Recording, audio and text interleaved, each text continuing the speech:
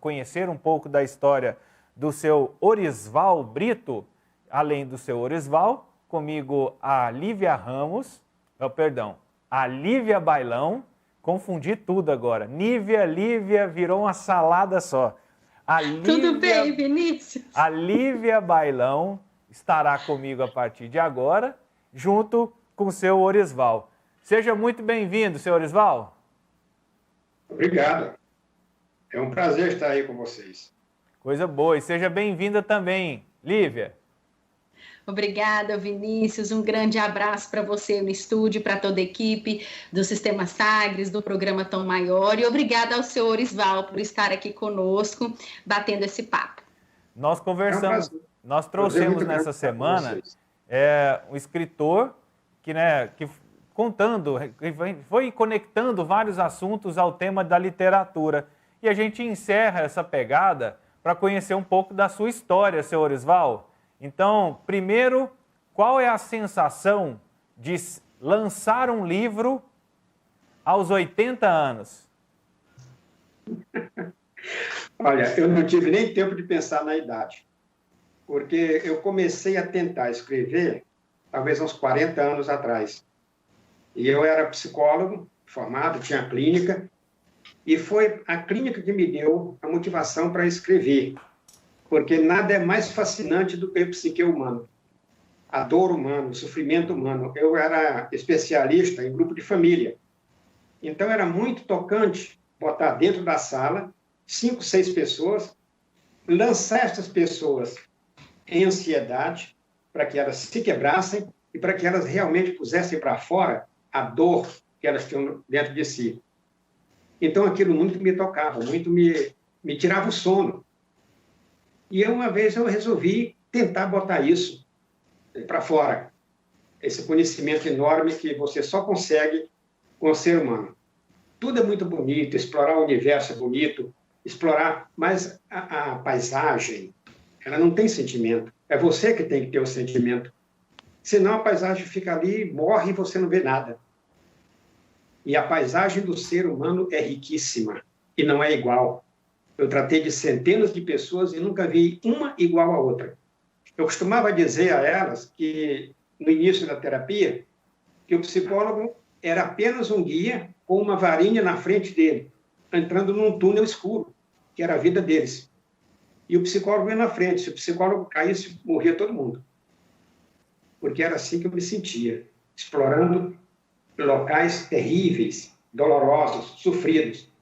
E o prazer era muito grande quando a terapia terminava e eu via todo mundo satisfeito, sorrindo, 2, 3, 4 anos de sofrimento, para ver a pessoa equilibrada. E eu comecei a pesquisar muito. Comecei com psicologia. Mas como eu sou um leitor inveterado, e eu gosto de cinema, adorava ir ao cinema, e o primeiro filme que eu vi de terror foi O Vampiro da Noite, que me apavorou, que de noite eu não conseguia dormir direito, aquilo ficou marcado no meu inconsciente. E quando eu comecei a tentar escrever, foi a história do vampiro. E eu comecei a pesquisar sobre o vampiro. E descobri que vai muito além de uma figura simples, de apenas um objeto. Chega aos nossos arquétipos. O vampiro vem de uma coleção de arquétipos que são universais, que são cósmicos. A nossa própria vida, ela é ditada por arquétipos. O nosso psiquismo, ele é estruturado por arquétipos.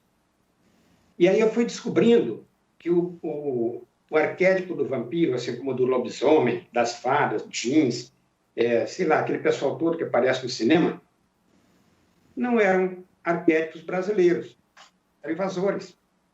Os nossos arquétipos eram simples, como nós somos simples.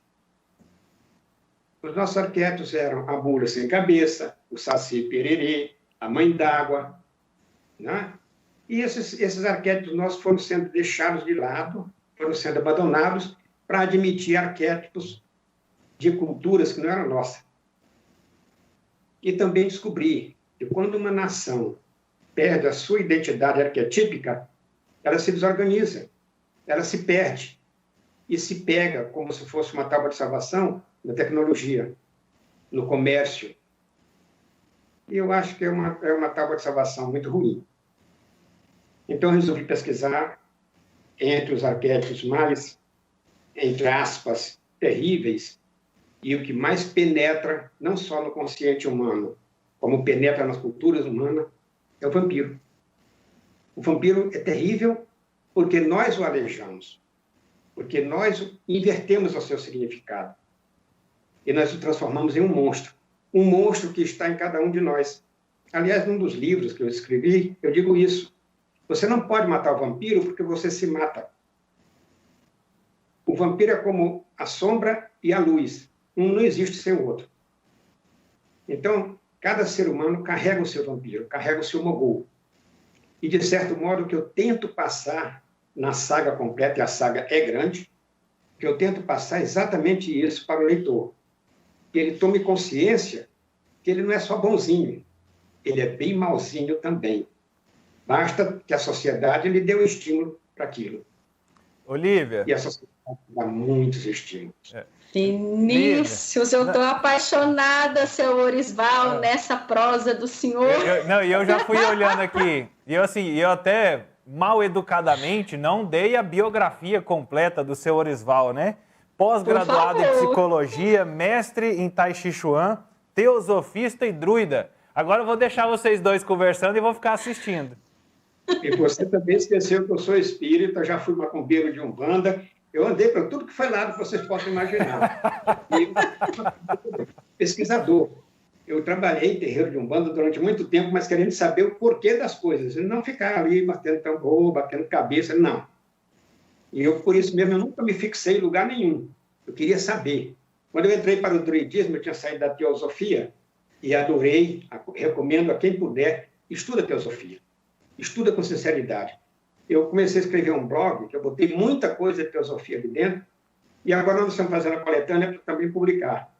Entendeu? Porque eu procuro simplificar as coisas. Os livros sobre teosofia são muito complexos e muitas vezes complica para a pessoa que é leiga, que abre para ler não lê um capítulo, lê um parágrafo e já fecha o livro, porque não entende nada. A linguagem é muito metafísica, é muito, sei lá, arquetípica. E eu procuro deixar a coisa no dia a dia. No dia a dia. E as pessoas adoravam, ficavam me escrevendo pelo blog, pedindo mais informações. E tinha vezes que eu ficava um dia inteiro para poder responder 10, 12 perguntas. Eu comecei a ficar cansado da coisa.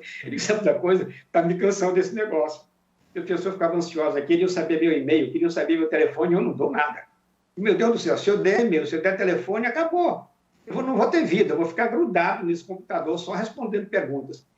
É uma sede de saber. Eu notei que o povo tem uma sede de saber que assusta. Para quem tem algo a dar, você se assusta, porque você não espera aquela chamada tão forte. Entendeu? E aí eu comecei a me afastar do blog e comecei a me voltar para pesquisar, para escrever a série do vampiro. Porque o meu vampiro, ele é mau. E eu é gozado. Eu resolvi escrever o vampiro para combater o vampiro da televisão. Porque o vampiro da televisão esculhambou-se. Ele quer casar, ele quer ter filhos, ele quer constituir família, ele anda na luz do sol, ele defende a lei e a ordem conforme vê o americano. Já humanizou, né? Está humanizado esse vampiro. É esquisito, né? É uma pessoa, é um condenado, está no inferno, está morto, mas que virou bonzinho. Não bate. O arquétipo mal não bate com a imagem que se propaga. Então, eu resolvi fazer o livro mostrando um vampiro realmente ruim. Seu Orisval, eu queria ter muito curiosa aqui, que o senhor falou que o senhor é um pesquisador da psique humana, que esse mundo interior nosso é o que fascina o senhor, né, e leva o senhor a buscar, a criar. Mas vamos lá, então a clínica que o senhor desenvolveu e tinha quando era, que o senhor atendia, né, como psicólogo, o motivou a trazer isso em forma de literatura, em forma de arte. Por outro lado, o senhor traz, então, e gira toda a história em torno desse arquétipo, que é um arquétipo do mal, Aí eu queria entender qual é o arquétipo, eu estou afirmando aqui, mas na verdade é uma pergunta, né? Por que a escolha do arquétipo do vampiro para simbolizar todo esse movimento que o senhor pesquisa, que o senhor se entrega, que é esse movimento da alma humana, que afinal o senhor mesmo disse, tem a sombra e tem a luz, e uma só existe porque a outra, e a gente é tudo junto e misturado. Então, como é que foi esse elan, esse engate que deu aí até surgir essa obra? E que já está em construção há muitos anos, né? Há décadas, como o senhor disse. Está em construção há muitos anos. E eu comecei a escolher o vampiro, até porque o cinema é que mais divulga o vampiro. Pelo mundo todo, em todo mundo é o vampiro. Mas eu falei dos arquétipos no início da minha fala. Isso. Cada sociedade, cada cultura tem os seus arquétipos. O vampiro, o lobisomem, como é que se diz? O lobo, eles não são nossos. Eles não pertencem a nós. E eles dão as características daquele povo. Na verdade, não existe um arquétipo na forma de um vampiro, ou que seja sanguinário. Porque o arquétipo está além da forma. O arquétipo é a forma primordial, uma energia primordial, que ela poderá influenciar toda uma nação e, dentro da nação, influenciar as pessoas que mais estão afins com o arquétipo. Por exemplo, vamos citar Hitler. O Hitler era um mago negro poderosíssimo. O que ele praticava de magia negra, o que ele buscava na magia negra, era conseguir a força possível do arquétipo, da guerra, da luta, do sangue para a conquista. Mas era uma conquista má, uma conquista... Você pode conquistar o mundo através de boas coisas. Jesus conquistou o mundo até hoje, se fala nele. Mas através da boa intenção, através do bom sentimento, através do amor. E o Hitler era através do ódio. Então, a figura arquetípica que se formou para o Hitler é horrível. É muito ruim, é muito feio, porque ele entortou toda a beleza das invocações para aqueles arquétipos comuns à Europa. A Europa vem de tribos guerreiras. Eles viviam em choque o tempo todo. Se você estuda a cultura europeia, não tem ninguém bonzinho lá, não. Lá escreveu no Leu era furo, que era tiro, era arco e flecha, era bodoca na cabeça, era pedra na testa, enfim.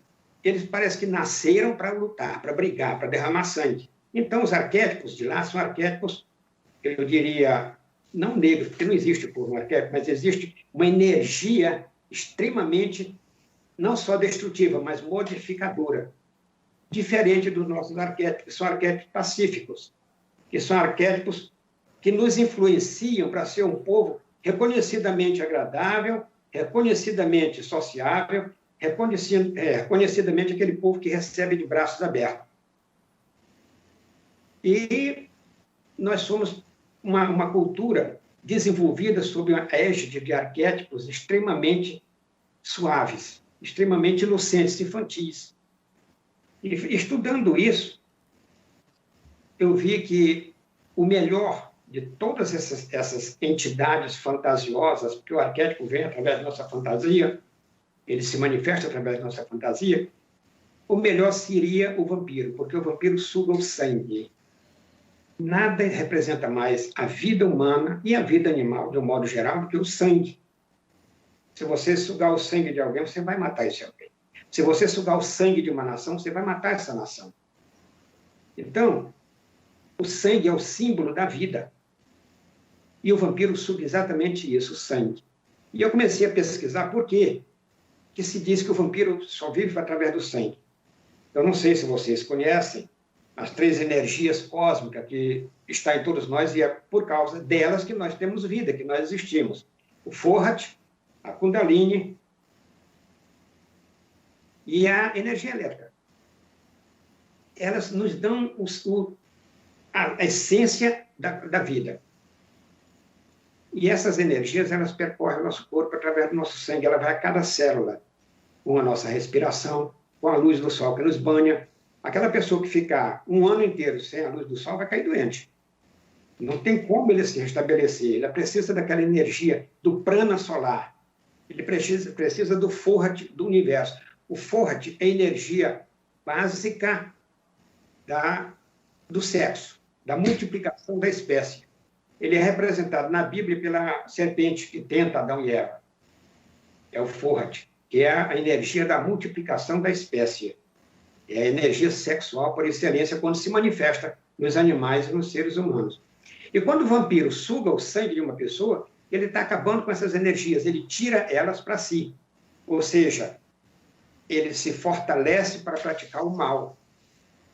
É como uma pessoa, vamos dizer, um grande empresário que tem uma empresa com empregados espetaculares, mas ele suga aquelas pessoas, paga mal e exige o máximo de trabalho, leva até a exaustão, porque ele gananciosamente quer ganhar mais e mais e mais. Ele não vê o ser humano. A gente pode... Vampiro é como isso. E a gente pode comparar, o senhor falou de um empresário na empresa, que a família, ao mesmo tempo que dá vida, que dá sustento, que ensina a ser, ela também suga e toma de volta, e toma e vai se emaranhando nesse movimento todo? Não, não. A família, geralmente, mesmo que ela seja de pessoas de baixo nível cultural ou institucional, ela tem amor. Ela se apega àquelas pessoas que ela vai gerando. Mas a estrutura social, que é gerida pelos arquétipos bem mais poderosos, podem interferir de um modo desastroso na família. Sim, sim. Através da administração pública muito ruim.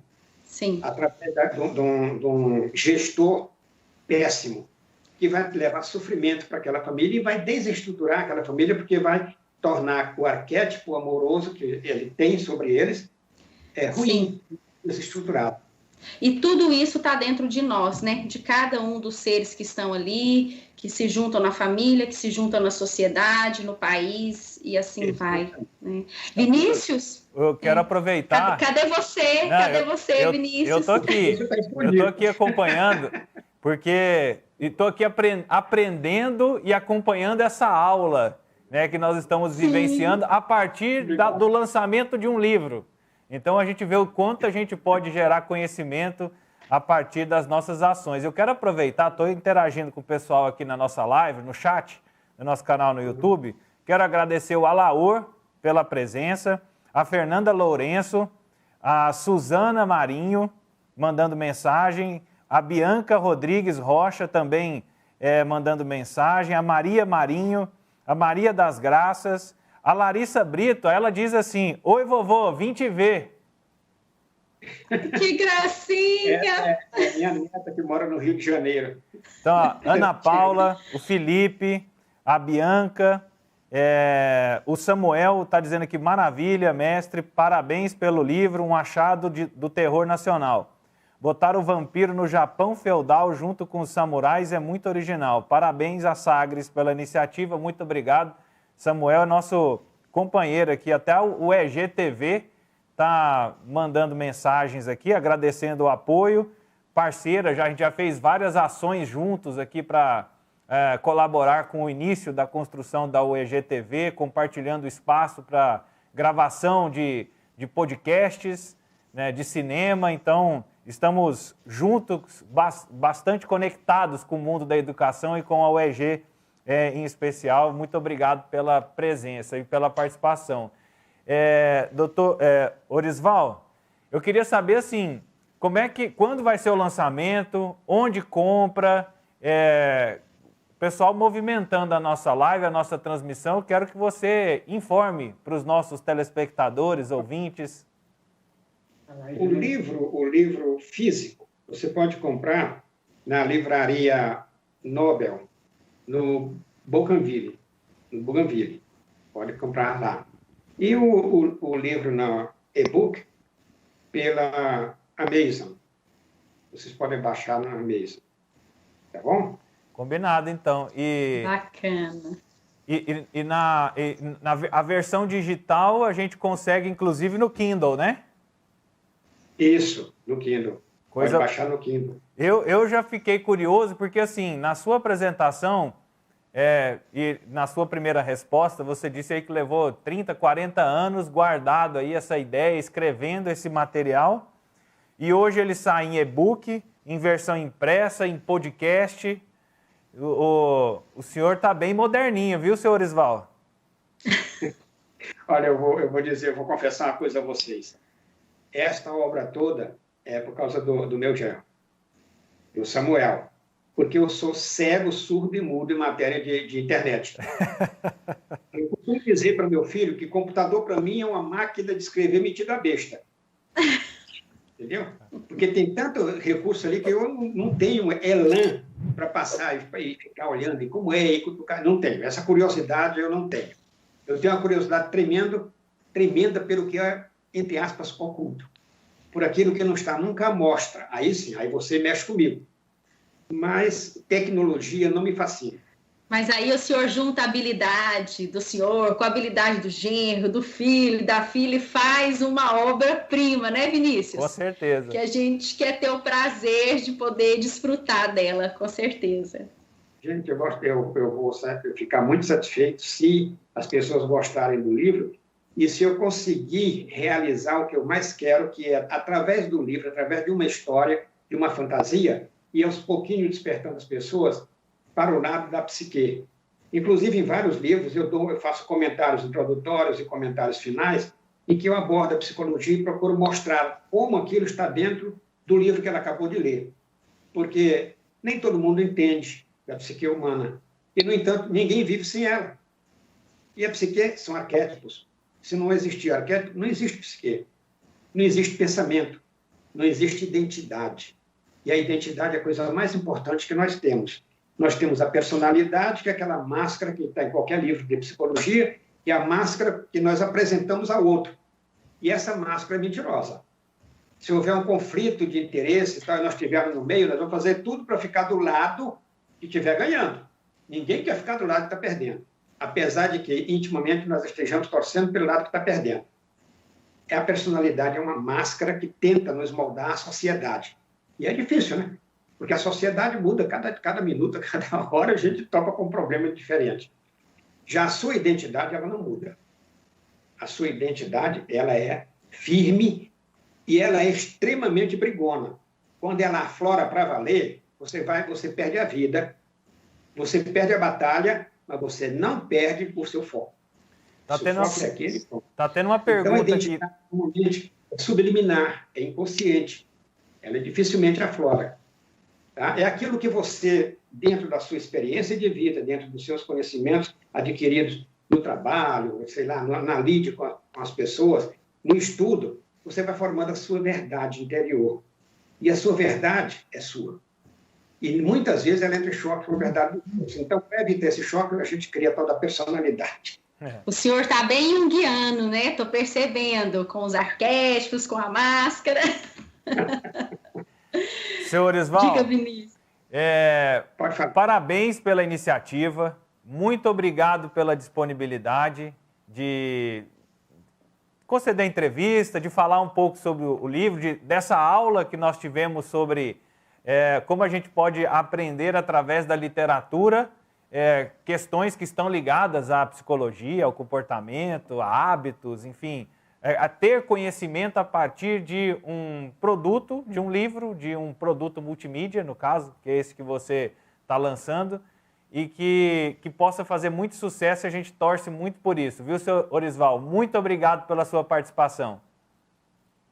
Olha, eu sou que agradeço. Adorei conhecer vocês dois, e um dia, se puder, eu quero pessoalmente dar um abraço em cada um, viu? Gostei muito desse sorriso aí dessa menina. Muito obrigada. É que eu estou adorando a fala do senhor.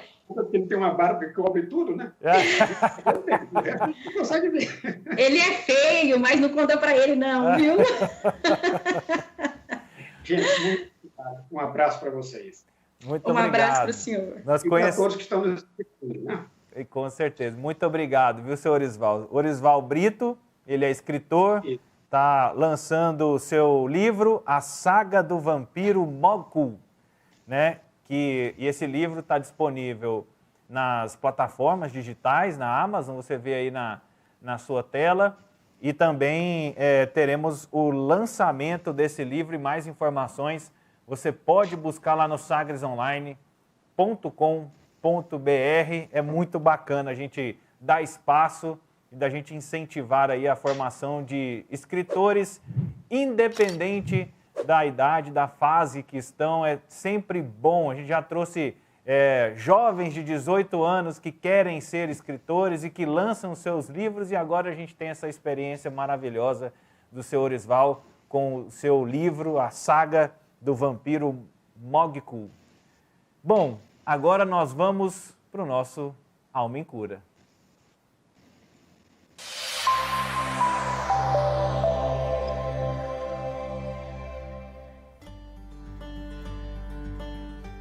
Mesmo que o livro de hoje, né, o tema inicial tenha sido já quase um Alma em Cura, Lívia, mas a gente tem a nossa reflexão diária, né? Exatamente, adorei. O senhor Orisval deu uma aula para nós sobre a psique, sobre o... Nós somos isso, né, Vinícius? Eu sempre falo aqui, a gente cria as instituições, a gente gere, mas quem está gerindo é gente. Se a gente não inovar aqui dentro, como que eu vou aplicar a inovação na minha gestão, né? Então, a gente é fora o que a gente é dentro. E aí é isso tudo que ele falou, né? Esse quarto escuro, e aí a gente acende uma velinha e vai lá olhando e pega o terapeuta, o psicólogo aqui do lado com a lamparina e vai entrando por esse labirinto todo do nosso inconsciente. Mas olha só, vamos lá.